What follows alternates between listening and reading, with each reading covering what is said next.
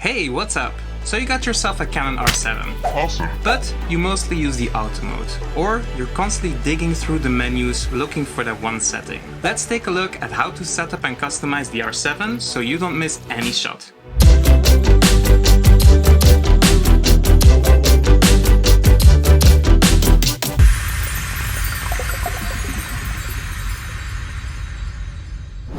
If you are new around here, my name is Bram, and on this channel I like to talk about camera gear and tech stuff. If you enjoy this kind of content, then don't forget to subscribe so you don't miss out. Okay, so to make it a little bit easier, I'll divide this video into 4 different sections. First, we'll go over a couple general settings on the R7. Second, we'll tackle the buttons and dials. Third are the quick menus. And finally, we have the custom modes, which will combine the previous 3 sections with just a flick of a switch. First, the basics. Now I've just reset this camera, so every setting should be back on the default one. So let's turn on the R7, and we have 2 environments, one for photo and one for video. Let's first tackle the photo environment, and after that we'll take a look at the video environment. Let's also make sure that we switch our camera into the manual mode so that every change we make to the settings will be stored into that mode. Now press the menu button. So we're in the red menu on the first tab. For image quality, I always use 0. I think it's a really nice balance between file size and image quality. But of course, if you prefer regular RAW or JPEG, this is where you would be setting that. On tab 4, we have white balance. Now for photography, I typically leave this set to auto. I'm not a professional photographer, and it's really easy to change the white balance in post-production, like in Lightroom or other software. If I were to do a professional photo shoot though, I would most likely set a custom white balance. But for now, let's leave it set to auto. It's a different story for video though, but we'll get into that later. Set the picture style to neutral, and the creative filters off, because you can be plenty creative in post-production. Moving on to tab 5, let's turn on all the lens corrections. Now this might depend on the actual lens that you are using, but it works great on this Sigma 18-35mm f1.8, which is actually one of the best video lenses that you can get for the R7. Video on this one, link below. Under tab 6, let's dive into the focus bracketing options and change the number of shots to something like 20. Let's also enable the depth composite, which basically means that the camera will produce the final merged image, but leave the actual focus bracketing option on disable for now. Moving on to tab 7, we have the drive mode. Now I typically have this set to low speed continuous, just as a starting point, but we'll make sure it's very easy to change using the quick menu. For shutter, let's set that to mechanical. We'll set up an electronic shutter mode later in the custom mode, and release shutter without card, I typically have that to off because I really want to avoid doing a whole photo shoot just to then realize there's no card in the camera. Under tab 8, let's make sure that the image stabilizer mode is turned on, which is basically the IBIS in combination with the lens stabilization if you have that on your lens. Let's also turn the digital off. And now auto level is actually a feature I really like. Now what this does is basically the camera will try and level based on the horizon that you have in your frame. It's a really cool feature. It only works for a few degrees, but I really like it. So let's turn it on.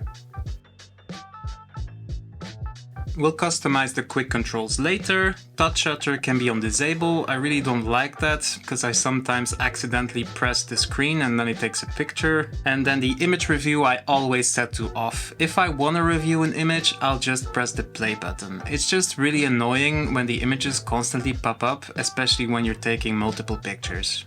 Under tab 9, we have the display simulation exposure turned on.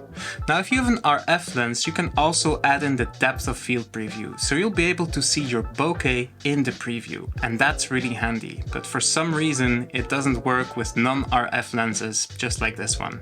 Now the shooting info display settings. This will allow you to toggle through 5 different views on the screen by pressing the info button. I've got my first view set up with basic shooting info and buttons. My second view contains a bit more information, like the histogram and the levels. And finally, I have a super clean minimal view set as the third.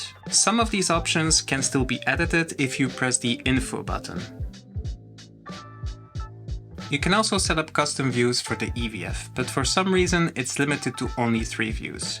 Now I have it set up in the exact same way. I like to have a grid on my screen and I use the 3x3 plus diagonals. For the histogram I have it set to brightness and also the display size to small, because the large histogram takes up way too much space on the screen. I also turn on the focal length under lens info display. I really like that feature. Under tab 10 we have the movie recording size. Now it doesn't really matter because usually you would go into the dedicated video environment. But just to be safe, let's set this to 4K 25 as well. Let's also set the sound recording to manual and the recording level to just under half so we don't clip. The filter's off as well. Let's move on to the autofocus menu now. The AF operation can stay on one shot. The AF area is something I typically set to single point autofocus instead of the whole area. Anyway, we'll set up a custom button and a quick menu to make changes very easily later. The rest of the menu looks good. Subject tracking is on, subject detection is set to people, and eye detection is enabled as well. Moving on to tab 2. We can leave the servo AF set to auto. It works fine. On tab 3, I always turn off the AF assist beam firing. It's basically that orange light when you take pictures in low light. My dog really doesn't like it. Under tab 4, touch and drag autofocus settings I have set to off. Some people really like it though, so it's up to you. Then under tab 5, the manual focus peaking settings, I have those on and I also have it set to level high and the color red. I also have the focus guide on. Up next is the playback menu, highlighted in blue. Now I haven't really changed anything in here, so let's just keep going. Into the purple connections menu, so here is where you'll set up your Wi-Fi and your Bluetooth, or connect to your mobile devices or laptop. You can also set a custom nickname for your device, which I'm too lazy to do. Which brings us to the yellow menu with the general settings. Now I'm a bit of a hybrid shooter, and I like to save my photos and videos to their own dedicated SD cards. So for me, photos go on SD card 1 and videos go onto SD card 2. But of course, everyone has their preference. You can record everything on SD card 1, and once that fills up, auto switch to SD card 2. You can also create a backup, so everything you record on SD card 1 will be backed up to SD card 2. Wedding photographers really like that. I think it's called abundance mode. You can also select a folder on the SD card to save the files to, or create a new one. File numbering we can leave on continuous. And for file name I always use the name of the camera with something like an underscore. And I do that because I film with multiple cameras. And it makes it so easy to just glance at the file name and then know which camera it was shot with. Auto rotate on, and also for video. Moving on to tab 2. Now I'm based in Europe, so I have my video system set for PAL, but if you live in the US or any other NTSC region, this is where you'll change it. I also have the help text size on small, and the mode guide is something I always disable. Now this is some help text that appears whenever you change the mode dial, and it might be useful in the beginning, but it really gets annoying once you get more familiar with your camera.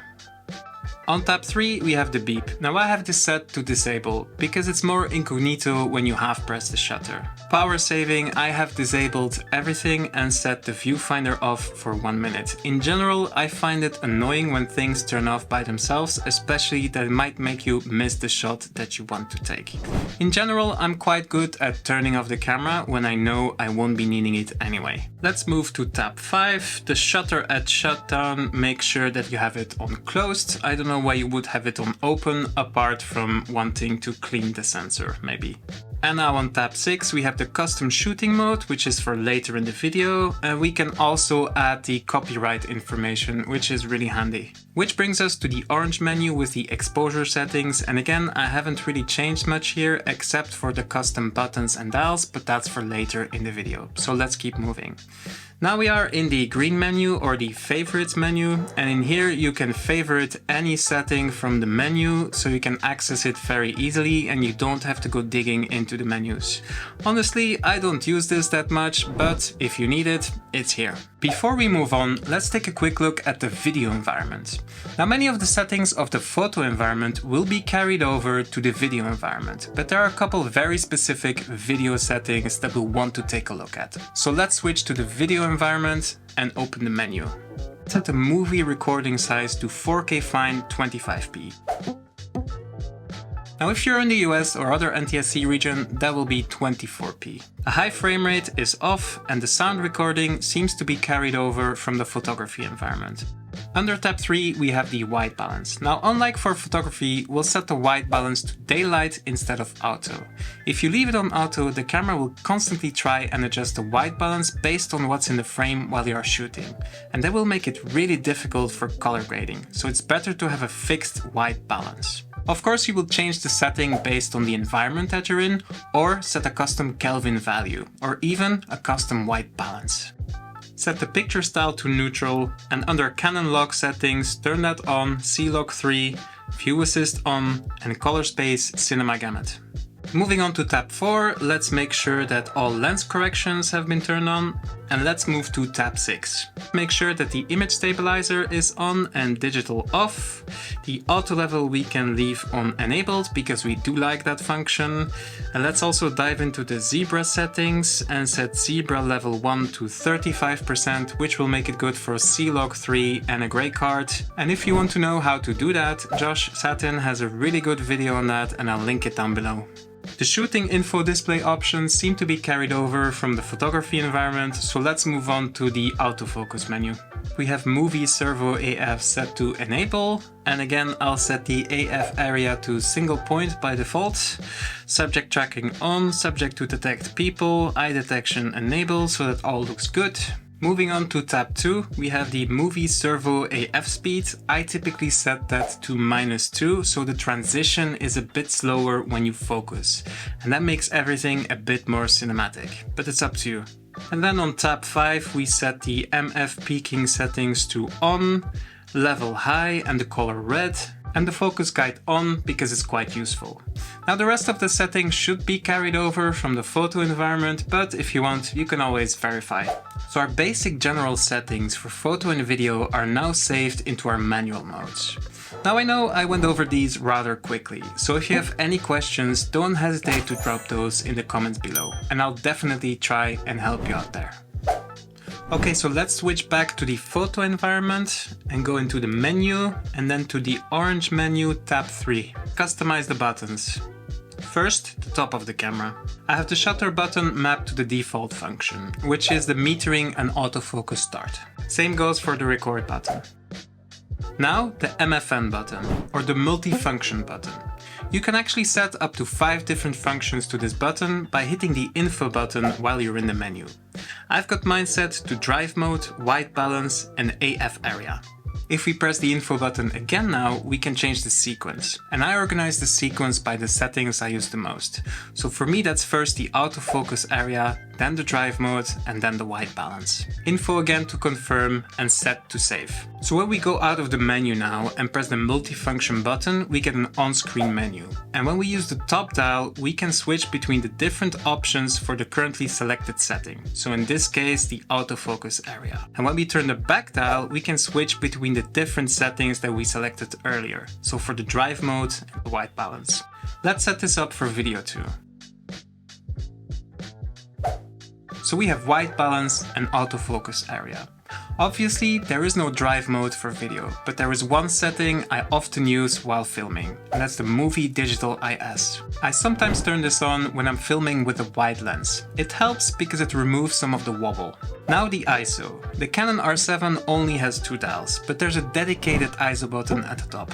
And when you press it, you can turn the top dial to change the ISO values. So that's perfect, so let's keep it the way it is. Let's turn to the back of the camera now. I'll set the AF on button to start-stop tracking. I use this quite a bit for shooting both photo and video, because the button is in a really convenient place to press quickly without having to move your grip. I like to use the star button for autofocus operation, so to switch between one shot and servo modes.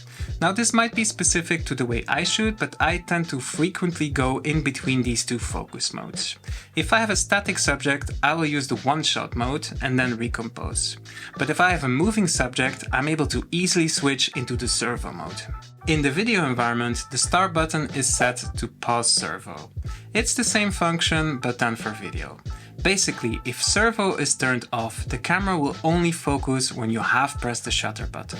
So if you move the camera or your subject moves, the focus won't follow. With servo turned on, the camera will constantly focus on whatever is in your focus point or area. So by now you know that I'm a fan of the auto level function, but you might not always want to have it turned on. Maybe you want to take a picture at an angle, or you want to have a slow upward movement towards the sky. That's when you'll want to turn it off. So for convenience, I've mapped the autofocus area button, that's the one below the star button, to toggle the auto level on and off. On the front of the camera, there's one more button. I have it mapped to the default setting, which is depth of field preview. Now, as I mentioned before, if you have an RF lens, then you can map this to the shutter button. So when you half press it, you'll actually see your depth of field preview in the EVF and on your screen. But for non-RF lenses like this one, it doesn't work. So it's good to have a dedicated button. For video, I'll set this button to the zebras because it might come in handy. You can also customize the buttons on the D-pad, but honestly I haven't done so, because I've already mapped my most used functions to other buttons. But by all means, go nuts with this, whatever makes you use your camera faster. Now let's also customize the dials. This will be an easy one because it's already set up in the correct way. So the top dial will change the shutter speed, the back dial will change the aperture, and if you have a compatible RF lens, you can also customize the front dial on the lens. And by default, it's set to exposure compensation. And that's just the way I like it. The quick menu is an on-screen menu that you see when you press the Q button. On the R7, you can choose which items are displayed here, and you can also reorder them. Now, since our goal is to use the camera faster, we'll definitely be customizing these. And by the way, you can set an individual quick menu for the photo and for the video environments. So let's dive into the menus and change it. In the red menu under tab 8, click Customize Quick Controls and then edit the layout.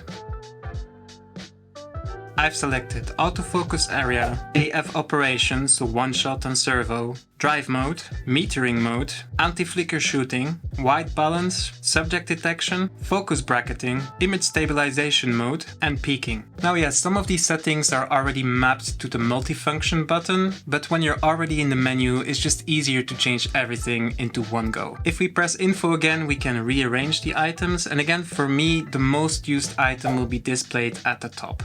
Let's save and exit and see if this works. Oh good. Now let's switch the R7 into the video environment and customize the quick menus there as well. Edit layout. For this I've got autofocus area, movie recording size, audio recording level, headphone volume, image stabilization mode, white balance, subject detection, zebra, movie servo autofocus speed, movie servo autofocus tracking sensitivity, and peaking. Press info again to rearrange the items, and again the most used at the top. Save and exit to confirm, and we're set. So that's it for the quick menus, we're almost there now. Okay, so we've configured our general settings, our buttons, our dials, and our quick menus. And this will be the base on which we'll build our custom modes. Now, I like to use the same base setup for all my custom modes, but you can obviously customize the settings, buttons, dials, and quick menus per custom mode as well. It really depends on how you want to use your camera. So let's dive into it right now. Let's set our first custom mode in our photography environment. I like to have a general photography mode, so something I can use for product shots or casual photography when I'm out and about. So while we're still in manual mode, as a starting point, I like to set my aperture to the lowest possible value, the widest possible value. So in this case, with this lens, that's f1.8. For shutter speed, let's start with 1/125. Anyway, I'll change these values while I'm shooting. The ISO can stay on auto, it typically works well for me, and we can always change it if we need to. Now let's open the quick menu. I will mainly use single point autofocus in this mode. Sometimes I might change it to spot autofocus if I need more precision. No fast moving subjects as well, so I'll leave the drive mode to low speed continuous. Subject detection off, because I don't intend to use this mode for people or animals. I don't need the camera to continually focus, so I leave it in one-shot mode. Anyway, we've programmed the start button to switch into servo mode if we need to. And since we're doing photography, auto white balance is just fine. I'll leave focus bracketing off, but we can access it here if we need it. Okay, now we're ready to save this into custom mode 1. So press the menu button, yellow menu with the wrench on tab 6, custom shooting mode. Now before we go any further, really important, note the third option in here, auto update settings. Now I set this to disabled because I always want to start with a clean template. And if you set this to enabled, it will constantly overwrite your settings. Now let's register the settings, choose the custom shooting mode C1, press OK, and we're done. Right, so let's set up a second custom mode for photography, maybe one that will work with moving subjects like humans or animals. So while we're still in manual mode, let's check our exposure again. The aperture can stay on the widest, so f1.8, but since we're talking about moving subjects here, let's increase our shutter speed to 1/250 or even 1/500. And let's leave the ISO on auto again. Now the quick menu, rather than using single point autofocus, I'll want something bigger, so maybe we'll set this to around or one of the flexible zones or even the whole area. Let's also make sure that tracking is enabled. With moving subjects, we'll also want the faster drive mode, so let's set this to high speed continuous or even high speed continuous plus. By the way, if these are grayed out for you, that's probably because you have the auto level function on. So if you turn it off, they should appear again. Subject detection to human or animal, whatever you shoot the most. Now, unlike our first custom mode, we do want to enable servo mode here. We want to make sure that the camera keeps constantly focusing on our subject. And white balance stays on auto. Right, I think we're there. Let's save this to custom mode 2. Custom shooting mode. Make sure auto update settings is disabled. Register settings. Custom shooting mode C2. Okay to confirm, and done. Okay, so we have one custom mode slot left in the photography environment. Maybe let's set something up for fast-paced action movement. Maybe bird photography or sports, or if you're anything like me, something to photograph your pets with. So while we're still in the manual mode, let's again check our exposure. Our aperture can stay on the widest value, but let's further increase our shutter speed to something like 1/2000, so we can really freeze the action. And you guessed it, ISO on auto. Now before we dive into the quick menu, let's quickly open the regular menu. In the red menu under tab 7, let's change the shutter mode from mechanical to electronic. That will unlock faster shooting up to 30 frames per second on the R7. You can also enable raw burst mode with pre-shooting if you're into that. Now the quick menu. I'll set the autofocus area to cover the whole area. When you're shooting fast-moving subjects like this, you typically don't have time to aim and compose, so we're fully relying on the autofocus and subject detection here. Oh, and make sure tracking is on too. I'm going to set the subject detection to animals here because that's what I'll use it for, but if you're into sports, you might want to set it to humans. Drive mode high-speed continuous, and of course servo on. Auto white balance. So let's save this into custom mode number 3. Custom shooting mode, register settings, custom shooting mode C3, register, and done. Okay, so let's take a look at what we've set up so far. If we go to C1 on the dial, we are now in our casual photography mode. So it's a great starting point for landscapes or product shots. If we go to C2, then we now have a starting point for portraits or not so fast moving subjects. If we go further to C3, we are now ready for those fast-paced action shots. Now this is just how I've set up the camera in the photography environment, but I think you get the idea. Now let's set up our custom modes for video as well. So let's get back into the manual mode and flick the switch to go back to the video environment. Don't worry, this will be a lot quicker as we won't have to change that many settings. I'd like to use my first custom mode as my regular video mode. Let's go into the quick settings first. It's already customized, so that's great. I'll set my autofocus area to single point, however I do tend to use the whole area quite a bit, especially for shots like this. Now the white balance for video, I've explained it earlier in the video, so I'll set this to daylight, but of course depending on the situation I might choose one of these other presets or even set a custom white balance. Subject to detect set to human, Now our movie recording size I set to 4K fine at 25p, and again if you're in the US or any other NTSC region that will be 24 frames per second. Image stabilization to on because we do want to have that IBIS especially in video.